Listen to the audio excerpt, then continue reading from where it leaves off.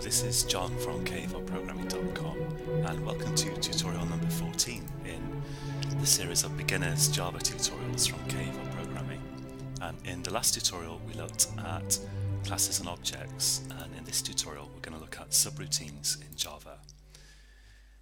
So here I've got some code I created in the last tutorial, and this is just a little person class, and this person just has a name and an age, so it has some data associated with it. And later on I'm creating a couple of objects, a couple of people in other words, using this class and giving them names and ages, and then I'm printing out some information down here. But of course we all know that people have associated with them not only data like their name and their age and their mood and height and so on, but also we have behavior that we have things that we can do, and behavior in Java is modeled using subroutines, and a subroutine that's part of a class is called a method, which is the terminology is a little bit strange, but there you go. So let's give this person class some behavior. Let's enable them to do something. So I want to make this person be able to kind of say what their name is and how old they are.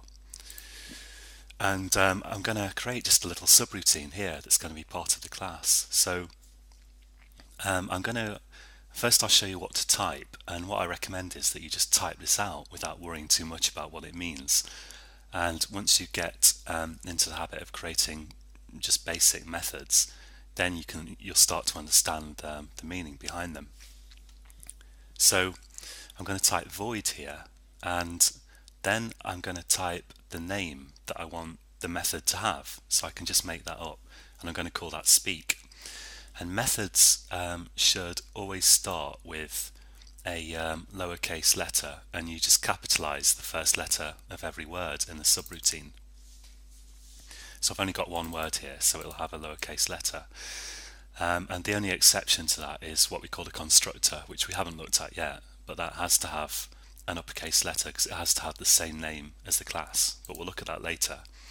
So you have void and the method name, and then you have a couple of round brackets like this, and then finally we have a open curly parentheses and then a closing curly parentheses. And when you create a method, I would strongly recommend that you type out all this stuff first. So don't open the parentheses and then start typing stuff in here. Just put all the parentheses you need in first, and then you won't forget them at the end. And in this method we can have some lines of code that are going to actually do stuff. Whenever you have parentheses like this, a pair of parentheses in Java, you should always indent by one tab the stuff that's between the parentheses. And if all this stuff about kind of parentheses and formatting seems a bit picky to you, believe me, it's not picky, and it will massively help you to improve your Java if you bear in mind what I'm saying here. And if you do screw up your formatting somehow, like if I type I could type sys out here, for example, hello, like this.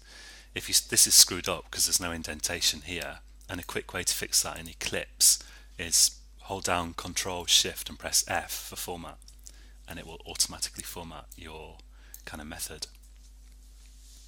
So here I've got my basic method kind of framework, and in here I'm just going to type some code, and as you've just seen I could type sys out hello, and I can have as many lines of code in there as I want.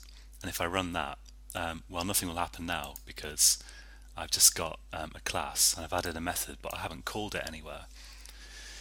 Because to run this behavior you have to actually call the method, or in other words you have to type some code that makes this run. So down here I've got two person objects, and I've got this one that I've given the name Joe and this one Sarah here. And let's make, now that I've added this method to the class, both of these person objects now have that method and they can run it.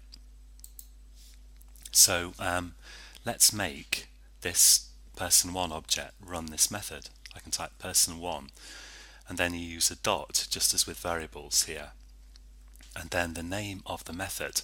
And the important difference is that when you're dealing with a variable that's part of a class or an object, you just have dot and the variable name. But with a method, you have dot, the method name, and then you always need these round brackets like this, and then of course a semicolon.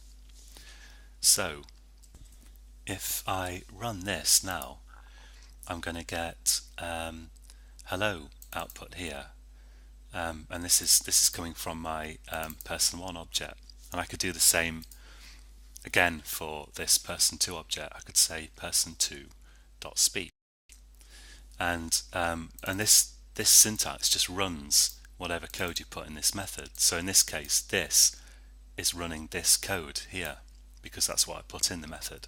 So I run that and I get 2 hellos because I'm calling hello twice. And you can call it, of course, as many times as you like on the same object. It doesn't matter. Like I could put person1.speak again here, like this.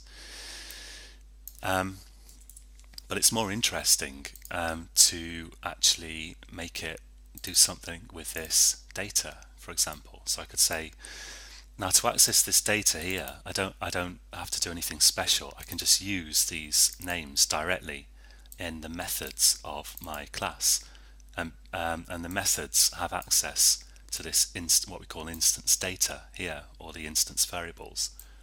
So here I could say my name is, and I'll say plus name, and then I'll have an and here. I'll just say and I am plus age and space years old. Oh, and I missed out a plus there. So what I'm doing here is I'm just concatenating this data into a long string. So I've got this. This might look a bit confusing, but basically it's just, here's one bit of data here that I've typed in literally, and after a plus, here's another bit of data. This is plus, another bit of data, a string that I've typed in, another bit of data after a plus, and then a plus, and a final bit of data. So this is just building up one long string here. And if I run this, so my objects both have their own particular copies of these variables. So the first one here is outputting the information that I set there and saying my name is Joe Bloggs, I'm 37 years old. And the second one here, I set the name to Sarah Smith and the age to 20, so now I'm getting that output down there.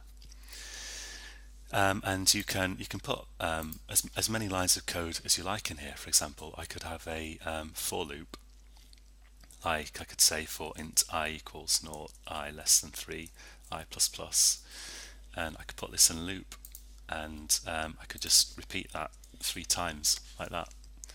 So methods, you can put any code you like in there, and it can refer to your instance data here.